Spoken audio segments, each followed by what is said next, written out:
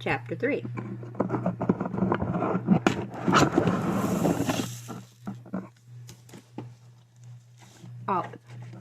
Olive. Sunday, May 7th. Lost. Parents' trust. Not for the first time. My parents are early risers. Every morning the smell of fresh coffee sneaks into my dreams before my dad's voice booms through the house. He throws open the doors to our bedrooms and stands on the landing loudly reciting whatever his favorite poem is that week. When I walk in the kitchen door, grass-stained and hungover, he is 3 stanzas into The Stolen Child by W.B. Yeats. My mom is sitting at the table reading the paper. She raises her eyebrows as I come in. The clock above the kitchen door tells me it's 7:10, and yet I dared to hope that this one morning they'd sleep in. In pools among the rushes that scarce could bathe a star, we seek for slumbering trout, and whispering in their ears, give them unquiet dreams, intones my dad's voice. I always thought this one was kind of depressing, I say. My mom sips her coffee. Aren't they all? I pulled my borrowed jacket tight around me to hide the state of my dress. I hope I smell of strawberry bubble gum I found in one of the pockets, but in reality I probably just stink of vodka. So on a scale of 1 to that time Rose threw up in your car after a party, how in trouble am I? My mom folds over the paper to the next page.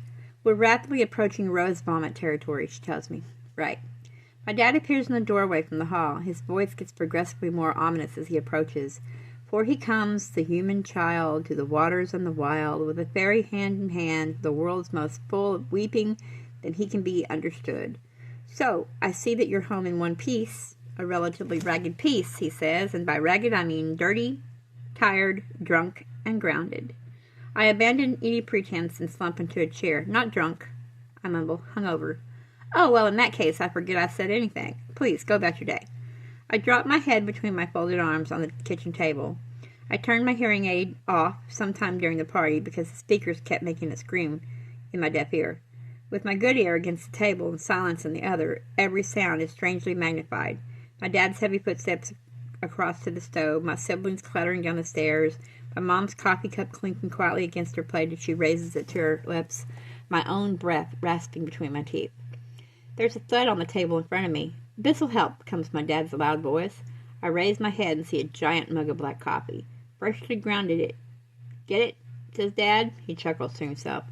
My sister Emily bursts through the door as I take the first tentative sip. She stares at me. Whoa, she says, you look like shit. Emily, Mom says sharply. Sorry, Mom. Olive, you look like defecation. Dad hides a laugh behind his beard. Mom's mouth twitches. Slightly better, she says. Then she trains her eyes on me, and there's something to the slant of the lines around them that makes me wonder if I'm in even more trouble than I thought. My brother Max materializes bleary-eyed in the doorway as I plug my phone into the tangled chargers on the counter beside the fridge.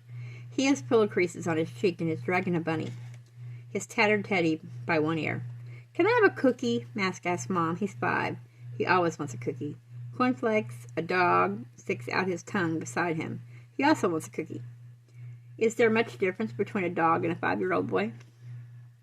You can't have cookies for breakfast, says Emily, who slowly backs away from the cupboard she was about to open, obviously also looking for cookies herself. Emily is 13. Skinny as a snake and twice as mean. She probably shares half her DNA with some form of reptile.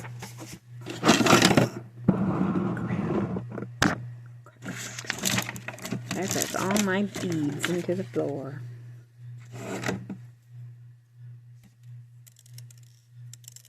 Oh well. Clean up later. Okay.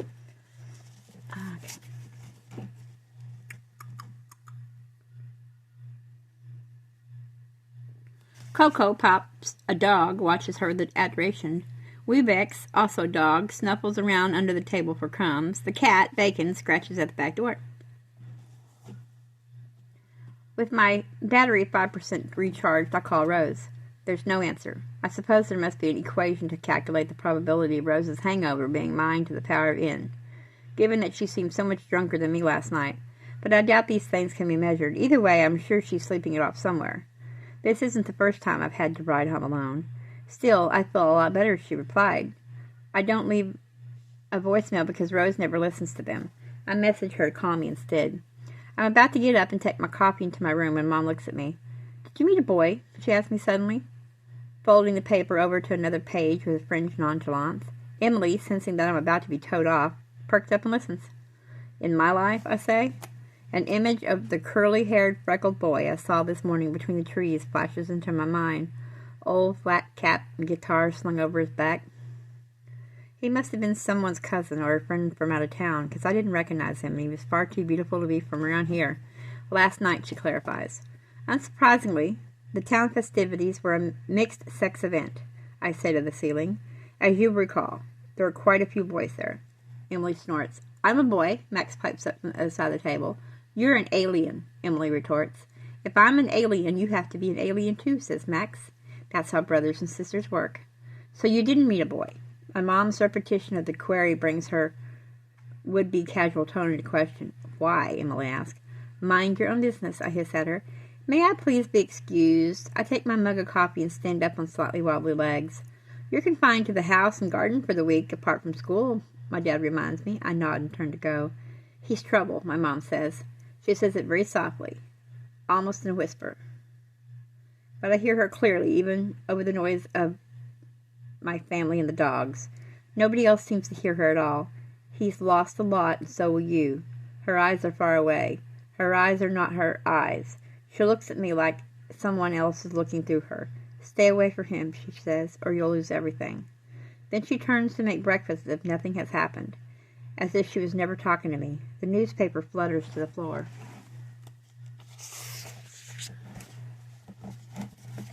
Hazel. Sunday, May 7th. Lost. Jacket. Denim, missing third button. Some pieces of broken teacup.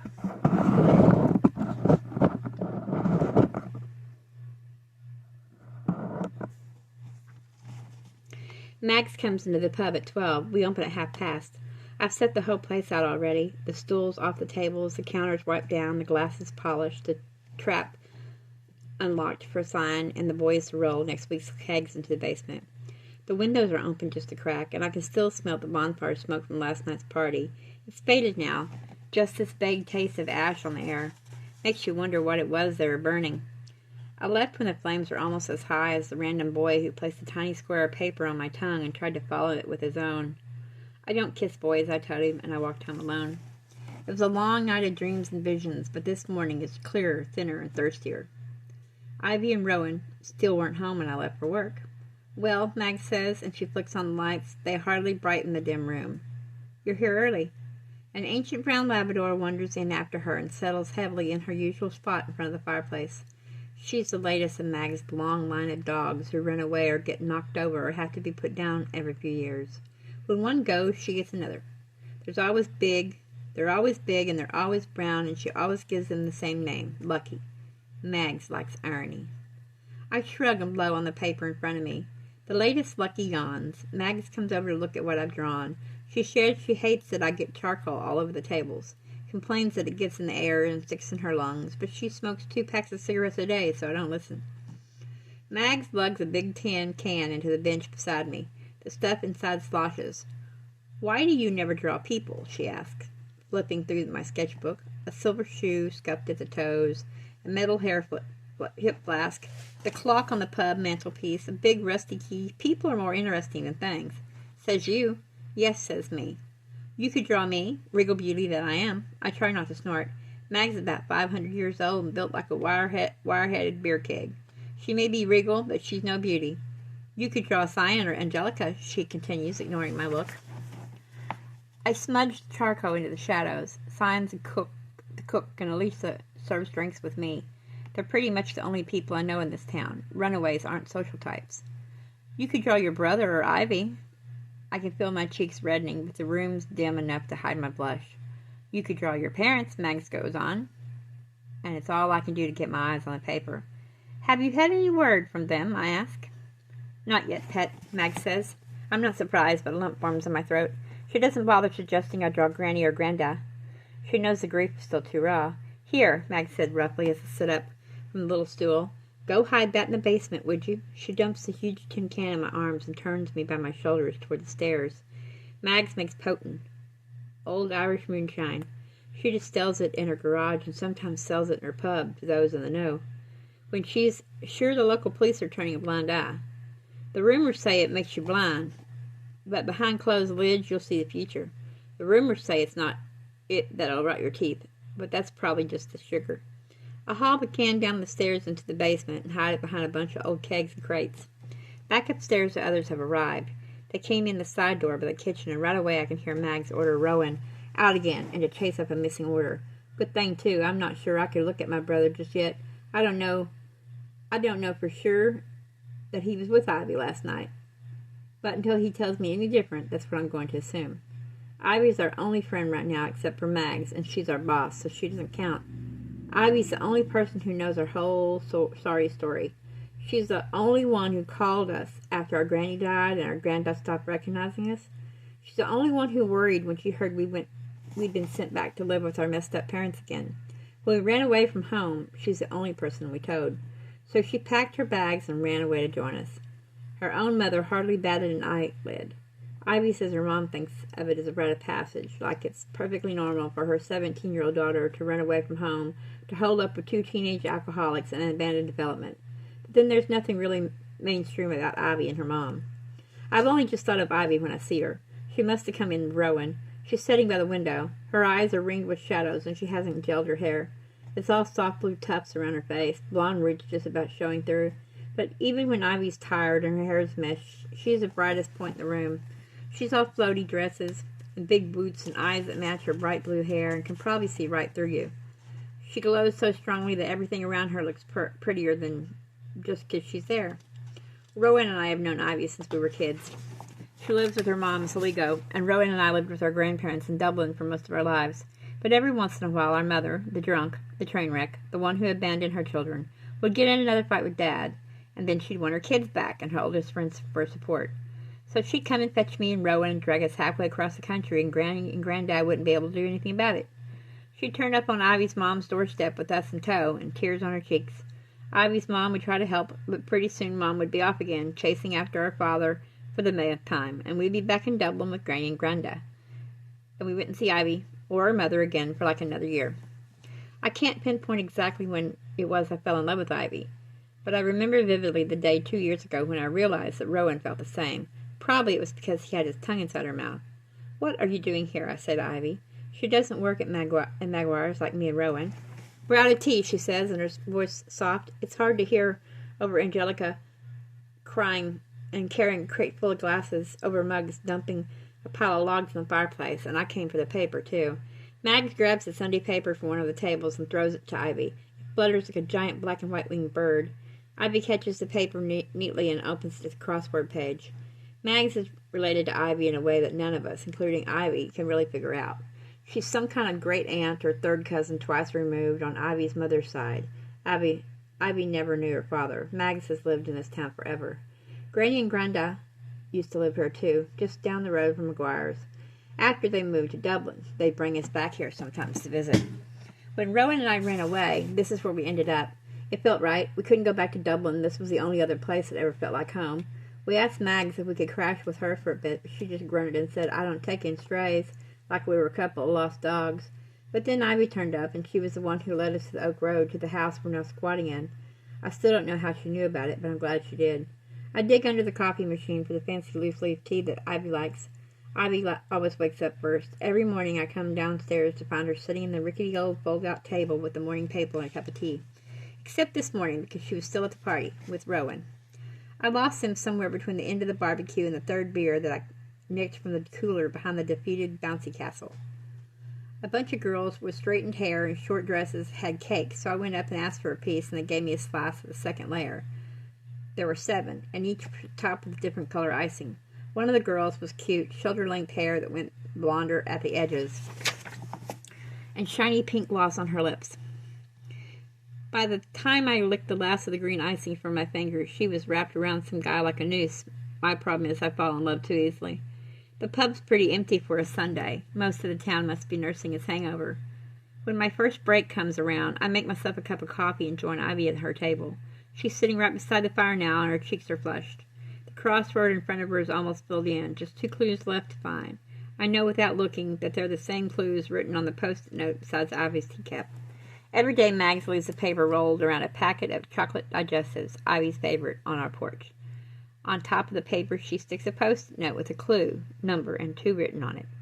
12 across, Ivy shows me, and 2 down.